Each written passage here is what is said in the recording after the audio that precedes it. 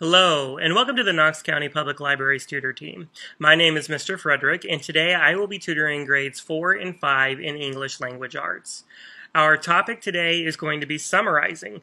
The Indiana standards we're going to be covering is going to be talking about how we summarize when we find the theme of a story, we summarize whenever we're trying to find multiple main ideas, and we're just going to kind of talk about what summary is and how we can find the best ways to find the right summary for a story. So here we go. We're going to get started. So unlocking a nonfiction summary. Now before we get started, remember that nonfiction means the story is real. It's based on facts and information about different things. And this is just an introduction, so we're just kind of going to do a brief overview of it. So today we're going to read a nonfiction text and summarize what we've read. Some find writing nonfiction summaries to be challenging, but I'm going to share keys with you that will help you unlock the art of writing an effective nonfiction summary. So you have to understand that we have to differentiate between interesting and important. Interesting may be a neat fact that we may need to know, but it doesn't mean it's something that's really important to the story. A summary also needs to be brief and include only the most important information in the story. So let's look at a short little story here. It says, read the following passage, which paragraph contains mainly unimportant information. So Braille is a code map made up of raised dots, and it makes reading possible for people who are blind. They read by running their fingers from left to right over groups of raised dots. Each group of dots, called a cell, represents a different letter or symbol. The creator of this unique code was Louis Braille. He was born in 1809 near Paris. At age 3, he went into his father's harness shop while his father was not there. Deciding to experiment a bit, the toddler picked up a tool and tried cutting leather. The sharp tool slipped and he poked his eye. It became infected, and the infection spread to both eyes, leaving Louis blind. His parents eventually sent him to a school for the blind in Paris. He learned to read using a code called night writing, but the method was too slow for his liking. He created Braille when he was just 15 years old. People all over the world still use his method today. So, which paragraph, the first, the second, or the third, has information that is not important to the story? Well, it's the second paragraph, because it contains interesting information about how he became blind, but it really doesn't talk a lot about what Braille is. So although it's interesting and we know why how he became blind, it doesn't tell you, how he came up with it. So, let's try this again. What do humans and snakes have in common? For one, both organisms shed their skin. However, humans and snakes shed their skin in very different ways. The average adult snake sheds its skin 2 to 4 times a year. A snake sheds its skin so that it can continue to grow. Unlike humans, whose skin grows as they grow, a snake's skin will not grow. Therefore, when a snake outgrows its skin, it simply sheds the entire outer layer at once, and a new larger skin will remain. Human skin, on the other hand, is constantly regenerating itself. Over the course of 1 month, a new human skin cell will push its way to the top layer and then fall off the body. About 30,000 to 40,000 dead skin cells fall off your body every minute. An average person will shed about 40 pounds of skin in his lifetime. Where does it go?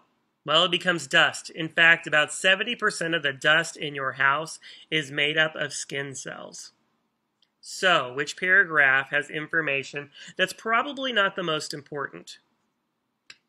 The last one. Although it has a lot of interesting information like how we shed 40 pounds of skin, it's really not talking about what snakes and humans have in common. So especially the final 5 sentences there. Okay, so we're going to identify the text structure used by an author. Now remember, text structure is whenever you are looking about the story and trying to figure out, is it a problem solution? Is it a cause and effect? Is it just informational? Is it descriptive? There are lots of different ones. So, the 5 common text structures that we're going to be talking about include description, Sequence, which means you're putting it in order. Description is just using lots and lots of adjectives and really describing that object. Compare and contrast, when you're telling how things are alike and how things are different. Cause and effect, why something happened and what happened as a result. And problem and solution, where you have something wrong and how you fixed it. So let's look and see if we can identify the text structure being used. This section is about the assassination of President Abraham Lincoln and President John F. Kennedy. The author has included many facts about how the assassinations were similar, but he also includes some facts about how they were unique as well. So this one, and I know I hit that a little too soon, but this one's compare and contrast, because we're talking about how both the assassinations were similar, but also how they were probably a little different and unique. Unique is that key word in there that tells us it's different. This book names 8 peaceful protests that Martin Luther King Jr. led beginning in 1965 until his death in 1968. The author describes the major events of each protest. So it's talking about the protest, it's talking about years. That's going to give you a clue. Which one is it? Sequence, because you're putting it in order. This article details the negative outcomes that can occur when children drink mainly soda and fail to consume the recommended amount of milk each day. So, talking about negative outcomes, which means when something bad happens, when children drink mainly soda. Now, this one could be a little tricky because 2 of the text choices that we have are very similar in some ways. This one is going to be cause and effect. So the effect is what happens, the outcomes that happen whenever they drink mainly soda. The one that you can get confused with that is problem solution sometimes. So you really need to look at your keywords, and you need to look and see if it's talking about like what happens afterwards. Like the outcomes is a keyword for effect. So it's cause and effect.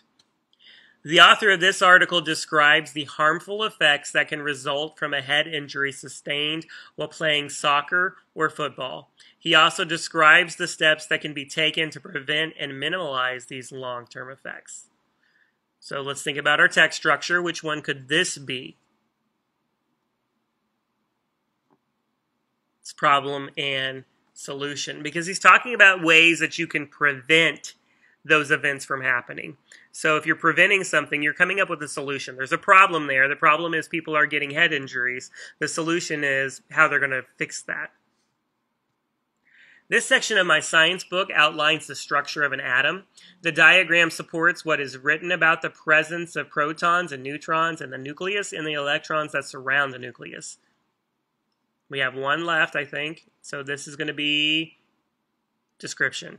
And the way you can tell it's description, because it's talking about how it's outlining the structure, it's giving you a diagram with pictures that supports what's written about the presence of protons and neutrons. So it's really describing that whole area in that section of that science book. Now, we're going to identify the main idea and the supporting details. Now, if you remember, the main idea is what a story is all about. Excuse me here while I get a little more comfortable. Think of a safe. What do people keep inside a safe? They keep their most important possessions and documents like birth certificates or things that might be valuable. The safe is the main idea. The important details are the items that go inside that main idea. So, knowing the right combination can unlock the main idea sentence when writing a nonfiction summary too. Do you know what a safe combination is? Well, it's a series of numbers, and when you turn the dial to the correct numbers in the correct order, the safe will unlock and open. For example, the combination to my safe at home is 10, 36, 14. First, I turn the dial and stop at 10, then I turn the dial to the left and stop at 36, and finally I turn the dial to the right and stop at 14. If I did it correctly, I can turn the handle and my safe will open. The combination required to unlock a main idea sentence involves a series of words. First, you're going to identify text. Then find the verb. Then find the topic. And then the big idea. So let me give you an example. In this chapter, the author examines the human respiratory system and how various organs work with the lungs in a way that allow us to breathe. A good way to start this phrase is with the words "and how." And that's because that's your big idea. That's kind of what the whole thing's about. So, let's talk about another example. We have in this article, the author examines the negative effects of drinking too much soda and how harmful it can be when children replace milk with soda. In this book, the author describes the typical school day in Japan and how it differs from a typical school day in America. In this book, the author compares and contrasts a typical school day in Japan with a typical school day in America. So think about what that is. And I know we said that one twice, but there are key words in here too that help us figure out the text structure and what we're doing. When you're talking about compares and contrasts or differs, you're talking about how they're alike and how they're different. So the verb is going to be kind of what your text structure is. It's going to be the one that says it's describing or it's comparing and contrasting. Your topic's what the whole thing's kind of about in your big, or in a nutshell. It's not your main idea. And then your main idea is going to be a little more specific. So it wouldn't make sense to use "and how" in this example. So when another person reads the main idea sentence, they should be able to predict the text structure used by the author. Let's check the previous main idea sentences and decide whether we can predict which of the 5 text structures was used by the author. So in this chapter, the author examines the human respiratory system and how various organs work with the lungs in a way that allows us to breathe. Description is most likely here because they're talking about, they're examining how all the respiratory systems and the various organs work with the lungs. In this article, the author examines the negative effects of drinking too much soda and how harmful it can be when children replace milk with soda. So that one is cause and effect is the most likely text structure here because you're talking about the causes of the negative effects and what the effects are. In this book, the author describes a typical school day in Japan and how it differs. We talked about that word differs, which means different. So I can tell that this is automatically going to be compare and contrast. The verb can be describe even if it's not a description structure, though. So you have to be, that's kind of a tricky thing they sometimes try to get you to mess up on. Let's look at this last one then. In this book, the author compares and contrasts the typical school day in Japan with the typical school day in America. And once again, the verb in this one tells you it's compare and contrast. So, there are some strong verbs that can be useful for writing main idea sentences. In the text, the author examines, describes, sequences, observes, argues, outlines, defines, compares, contrasts, distinguishes, explores, explains, analyzes, and studies. All of those can be strong verbs that we can use, and they will also help you identify the text structure that we're using. So let's go back and look at the one we've done before. It says, what do humans and snakes have in common? For one, both organisms shed their skin. However, humans and snakes shed their skin in very different ways. The average adult snake sheds its skin 2 to 4 times a year. A snake sheds its skin so that it can continue to grow. Unlike humans whose skin grows as they grow, a snake's skin will not grow. Therefore, when a snake outgrows its skin, it simply sheds the entire outer layer at once, and a new, larger skin will remain. Human skin, on the other hand, is constantly regenerating itself. Over the course of 1 month, a new human skin cell will push its way to the top layer and then fall off the body. About 30,000 to 40,000 dead skin cells fall off your body every minute. An average person will shed about 40 pounds of skin in his lifetime. Where does it go? It becomes dust. In fact, about 70% of the dust in your house is made up of skin cells. Now, first step, remember, is to name the text structure used. In this one, what are we doing? Think about it. We're kind of comparing and contrasting, right? And we're going to use the combination you learned, and we're going to write a main idea sentence. So you need to have a piece of paper out, and you need to try to do this on your own. So if we do what they said, and then you're going to find, after that, you're going to determine 2 or 3 important supporting details in that story and write them in your own words. So You can pause and write that now, and we're going to go on. So this was compare and contrast. A good sentence could be, in this passage, the author contrasts how snakes and humans shed their skin in different ways. Notice we start with in the text or in the passage. Then you're talking about what the author's doing. And in this, they were comparing and contrasting, so we're going to say the author contrasts. And then what were they contrasting in the story? Well, they were contrasting how humans shed their skin. So you just take all that information and you put it together. Now, what were some important details? Well, snakes' entire skin shed their entire skin when they outgrow it. The humans are constantly like having skin cells that are flaking off through their lifetime. So that's an example.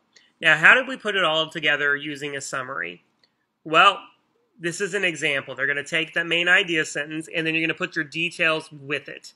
In this passage, the author contrasts how snakes and humans shed their skin in different ways.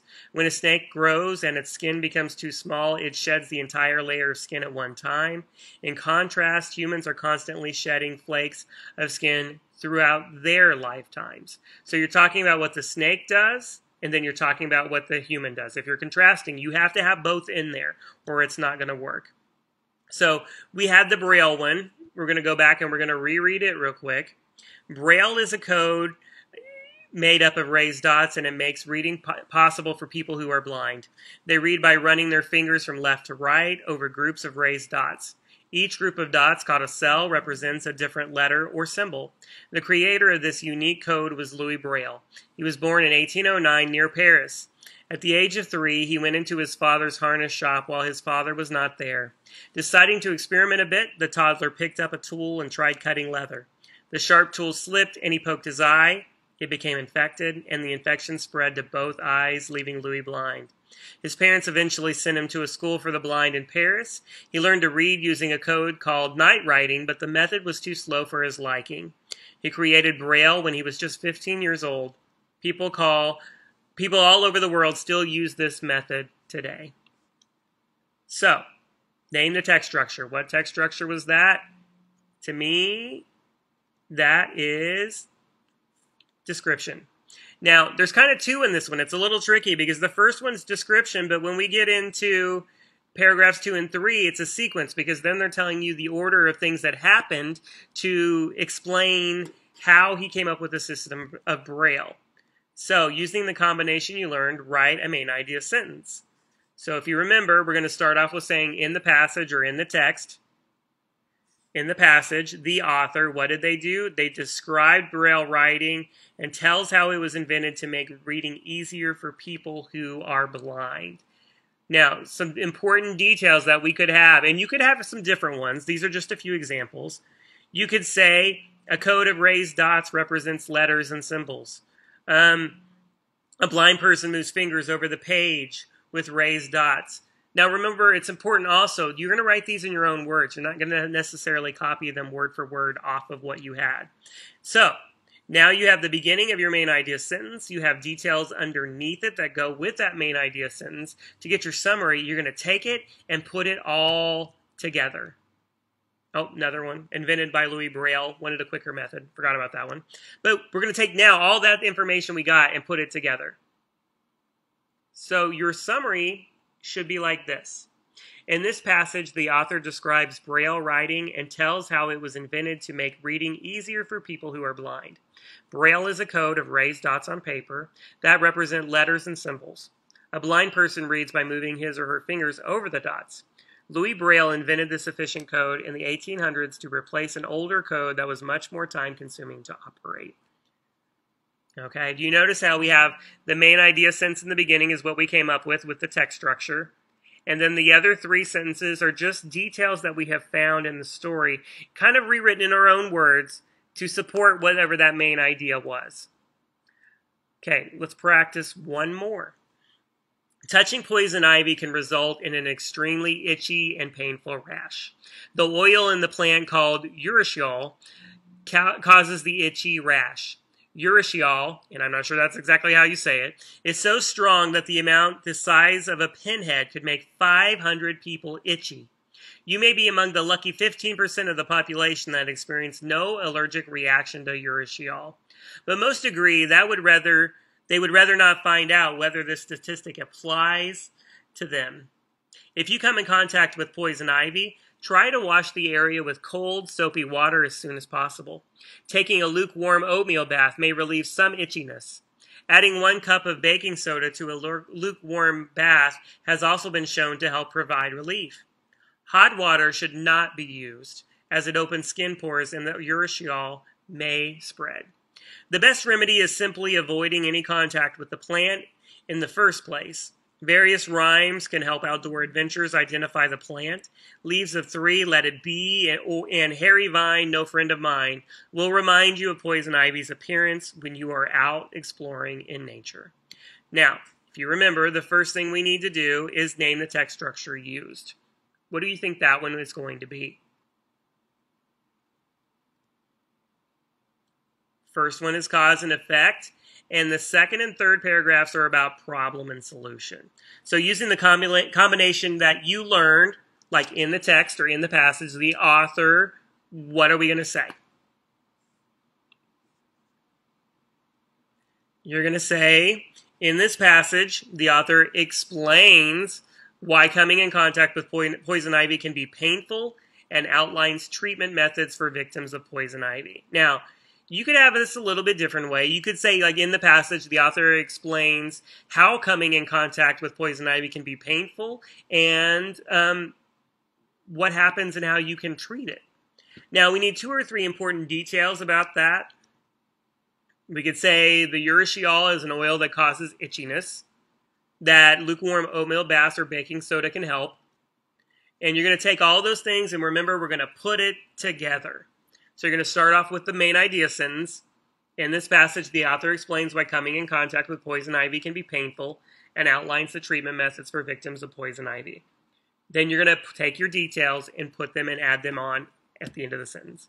Urushiol is the oil in the plant that causes the itchiness. Lukewarm baths in an oatmeal solution or baking soda tend to provide some relief. So the urushiol is talking about what causes it. The lukewarm bath is how you fix it. So that's how you put it all together. Absolute last one now. I thought we were done, but I forgot we had one more.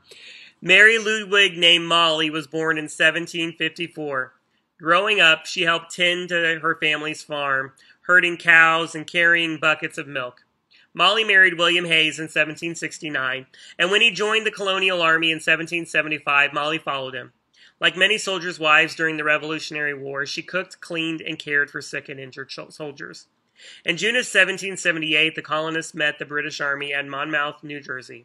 It was a terribly hot day, and while many colonists were being wounded and killed in the Battle of Monmouth, others, like her husband, were fainting in the hot sun. When Molly saw what was happening, she set to work. She filled buckets at a nearby stream and then lugged them onto the battlefield. She delivered water to thirsty soldiers who nicknamed her Molly Pitcher. According to some stories, she even loaded and fired the cannon for her husband, who was too weak to perform his normal task. Because of her selfless actions that day, she will always be known as the hero, or a hero, of the American Revolution. Okay, name the text structure. This one is sequence, because it's telling you the order of things that happened in the story. It's telling you about her life a little bit, right? So in this one, you're going to say in the passage or in the story, the author outlines the brave actions of Molly Hayes, a hero of the Revolutionary War. Or you could say in the passage, the author tells you the order of events of the actions of Molly Hayes, a hero of the Revolutionary War. Some important details that we need to know about. The Battle of Monmouth, where soldiers collapsed due to heat, that she delivered water to them on the battlefield, and that they nicknamed her Molly Pitcher, because that's an important detail. You need to know about her. So you're going to take all of those and put it together into one. And you're going to have, in the passage, the author outlines the brave actions of Molly Hayes, a hero of the Revolutionary War. It was very hot during the Battle of Monmouth in June of 1778. When Molly saw soldiers collapsing from the heat, she brought buckets of water to them on the battlefield. Because of this, the soldiers nicknamed her Molly Pitcher. Now, that's going to conclude our lesson for today. I hope you have a better understanding of how text structure, main idea, and how they go together to make a summary. It's pretty easy to do once you figure out those keys and unlock it. If you can find the main idea and the details, you can put it together to come up with a good summary. I hope you enjoyed this video. If you want to watch this video or any of our other videos, you can go to the Knox County Public Library's YouTube channel and search for the Knox County Public Library Tutor Team. Thank you. This is Mr. Frederick signing off.